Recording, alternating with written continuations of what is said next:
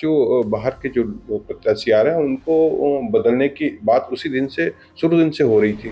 आखिर कार्यकर्ता अपनी बात रखेगा कहाँ? इसी बात की तो लड़ाई चल रही है कि हम अपनी बात रखेंगे कहाँ। तो मुझको लगता है कि कार्यकर्ताओं को बोलने का अधिकार ही नहीं है। नेता ही सिर्फ बोलेंगे और कार्यकर्ता सिर्फ सुनते जाए, हम ताली बजाएं। और मैं जोड़ता हूँ, कितने सुरेंद्र को आप निष्कासित करेंगे? नमस्कार, छत्तीसगढ़ तक में आपका स्वागत है। मैं हूं परमानंद रचक। हम मौजूद हैं सुरेंद्र दाऊ के पास। इन्होंने फुटेरी के भरे मंच में भूपेश बघेल को खरी खोटी सुना दिया है। अब इन्होंने प्रत्याशी बदलने की मांग कर दी है। राजनांदगांव लोकसभा सीट से प्रत्याशी बदलने की मांग कर दी है। आइए जानते हैं क्या है मसला, क्या कहना चाहते हैं जी, क्या है जी, आपकी बात? नमस्कार नमस्कार। मैं पहले तो आपकी बातों का थोड़ा सा संशोधन करूंगा। उसमें मैंने खरी खोटी नहीं सुनाई। वो हमारे कांग्रेस पार्टी के बड़े नेता हैं। एक कांग्रेस पार्टी की जो कार्यकर्ताओं की पीड़ा थी, वो मैंने अपने कांग्रेस कार्यकर्ता सम्मेलन, जो ब्लॉक स्तरीय सम्मेलन था, वहाँ सब हम लोग मौजूद थे। और मैंने कार्यकर्ताओं की मंशा, मेरी खुद की मंशा, ये मैंने उनके समक्ष अपनी रखी है। और थोड़ा सा मेरे व्यवहार में ये रहता है कि थोड़ा सा बात को मैं खुली रखता हूँ, इसलिए शायद हो सकता है कि उसमें कुछ लगता होगा। जहां तक रह गया सर दूसरी बात आप कह रहे हैं, तो ये जिस दिन से टिकट का डिक्लेरेशन की बात चल रही थी और संभावित लोगों के नाम आते हैं, उसमें इनका नाम आया था। जब हम लोग चूंकि क्षेत्र से लगे हुए हैं, क्षेत्र जब घूमते हैं, तो क्षेत्र घूमा तो मुझको ऐसा लगा कि फिर से स्थानीय प्रत्याशी की मांग और बाहर के जो प्रत्याशी आ रहे हैं उनको बदलने की बात उसी दिन से शुरू दिन से हो रही थी। तो हम सब ने मिल के एक मीटिंग करी थी और उसका एक लेटर ड्राफ्टिंग करा के हम लोग रायपुर 2-3 बार गए। तो प्रदेश अध्यक्ष जी के पास जब गए तो हमारी मुलाकात नहीं हो पाई। 2-3 बार हमने कोशिश करी। प्रदेश अध्यक्ष जी सेंट्रल में, दिल्ली में बैठक में व्यस्त थे और वहां से आने के बाद अपने वो क्षेत्र भी चले गए। तो इत्तेफाकन ऐसा हुआ कि 2-3 बार हम गए और हमारी मुलाकात उनसे नहीं हो पाई। और कल फिर मैं गया था और कल भी मेरी उनसे मुलाकात नहीं हो पाई। मेरा जाना हुआ और उनका निकलना हो गया। तो मैंने प्रदेश महामंत्री जी हैं, उनको मैंने अपना वो पुराना जो लेटर था मैंने वो दिया और उसमें मैंने ये कहा कि स्थानीय प्रत्याशी को राजनांदगांव लोकसभा का प्रत्याशी बना जाए, ताकि हम राजनांदगांव लोकसभा में कांग्रेस एक प्रचंड बहुमत से चुनाव जीत सके। हाँ, राजनांदगांव के जिला अध्यक्ष ने कहा है कि आपको अपनी बात कांग्रेस फोरम में करनी थी, लेकिन वो जगह सही नहीं था, आपने गलत बात कर दी।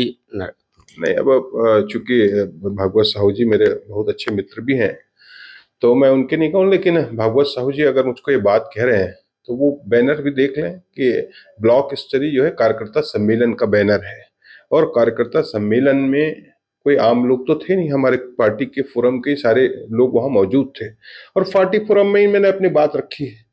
आखिर कार्यकर्ता अपनी बात रखेगा कहाँ? इसी बात की तो लड़ाई चल रही है कि हम अपनी बात रखेंगे कहाँ। अब पार्टी फोरम में भी, कार्यकर्ता सम्मेलन में भी कार्यकर्ता अपनी बात नहीं रख सकता, तो मुझको लगता है कि कार्यकर्ताओं को बोलने का अधिकार ही नहीं है। नेता ही सिर्फ बोलेंगे और कार्यकर्ता सिर्फ सुनते जाए, हम ताली बजाएं, बस। तो मैं तो ये समझता हूँ कि मैंने जो कहा वो गलत नहीं था। आपने कहा है कि ये अगर गुनाह है तो मैं बार बार करूंगा, बिल्कुल क्या? बिल्कुल, मैं कह रहा हूँ पार्टी फोरम में अपनी बात, कार्यकर्ता अपनी बात अगर रखते हैं और ये सोचते हैं, हमको एक लेटर मिलता है अनुशासनहीनता की कार्रवाई की, अगर ये बात करते हैं, तो अगर ऐसे, अगर ये गुनाह मानते हैं मेरे कार्यकर्ता के बातों को रखने, सही बातों को रखना, अगर ये गुनाह मानते हैं, तो ऐसे गुनाह मैं बार बार करता रहूंगा। मैंने तो मन से भी कहा है कि अगर ये गुनाह है तो आप मुझे निष्कासित कर दे पार्टी से। मैं तो अभी भी कह रहा हूँ, अगर ये गुनाह है तो आप निष्कासित कर दें, आपके हाथ में कलम है, आप मुझको निष्कासित करते हैं। लेकिन एक बात और मैं जोड़ता हूँ, कितने सुरेंद्र को आप निष्कासित करेंगे? कितने कार्यकर्ताओं को आप निष्कासित, एक सुरेंद्र निष्कासित कर देंगे, हजारों सुरेंद्र पैदा होंगे और आपसे फिर से ये सवाल करेंगे कि आप कहाँ थे, 5 साल कहाँ थे? और स्थानीय प्रत्याशी को, किसी कांग्रेस प्रत्याशी को प्रत्याशी बना जाए, ये मांग करेंगे। कितने लोगों को आप निष्कासित करेंगे? हाँ, लगातार प्रत्याशी बदलने की मांग हो रही है। अभी किसी रमेश कुमार या कोई नाम है, उन्हें उन्होंने भी जी, प्रत्याशी, शुक्ला जी। शुक्ला जी ने मांग की है कि मतलब प्रत्याशी जी बदलना चाहिए जी। जी जी जी, मैं तो यही तो कह रहा हूँ, यही तो कह रहा हूँ।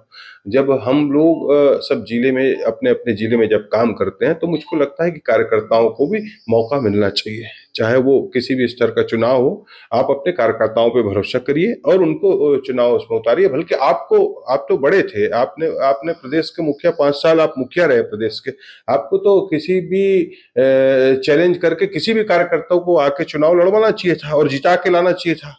आदमी तब बड़ा होता। मेरे को लगता है कि ये बात होनी चाहिए थी, बनिस्बत ये कि खुद चुनाव लड़े। जी, भूपेश बघेल को आप बाहरी प्रत्याशी मानते हैं, क्या मानते हैं? नहीं, मैं तो कहूंगा जिले के अगर वोटर नहीं है तो बाहर ही है, जिले के वोटर नहीं है तो बाहर ही है। लेकिन हाँ, ये भी कहूंगा कि लोकसभा चुनाव में इन सब बातों का कोई अर्थ नहीं होता है। लोकसभा चुनाव कोई भी आदमी कहीं से लड़ सकता है, लेकिन जब आपके पास स्थानीय लोग हैं, जब, मैं तो ये मानता हूँ लोकतंत्र में और कांग्रेस पार्टी का हर एक कार्यकर्ता भारतीय जनता पार्टी के या किसी भी दल के लोगों को हराने के लिए सक्षम है। आप अपने कार्यकर्ताओं पे भरोसा करिए और अपने पार्टी के किसी भी कार्यकर्ता को टिकट दीजिए जो आपको लगे ऐसा। लाखों लोग हैं आपके राजनांदगांव में कार्यकर्ता, आप उनको टिकट दीजिए किसी को भी, और इनको चाहिए कि वो उसको जिता कर लाए, तो बात मेरे ख्याल से बड़ी होगी। बड़प्पन होना चाहिए नेताओं में। जी, अब आपको कारण बताओ नोटिस जारी किया गया है, आपको जवाब देने कहा गया है, क्या? नहीं, मैं तो जवाब दूंगा, और जो मैंने कहा है, मुझको न खेद है, न मैं, मुझको इस बात का दुख है, न कोई खेद है। मैंने जो बात कही है, मैं आपसे फिर कह रहा हूं, ये बात मैं 100 बार करता रहूंगा।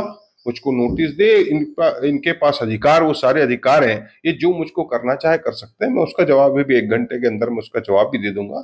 इसमें मेरे को कोई गिला शिकवा नहीं कि न मेरे को कहीं कोई बात का पछतावा है कि मैंने ऐसा कुछ कह दिया। मैंने पूरे मर्यादित ढंग से और अपने नेता के सामने अपनी बात रखी, और मैंने उस मन से कहा भी, अगर मेरी बात आपको बुरी लगे तो मैं माफी चाहता हूँ।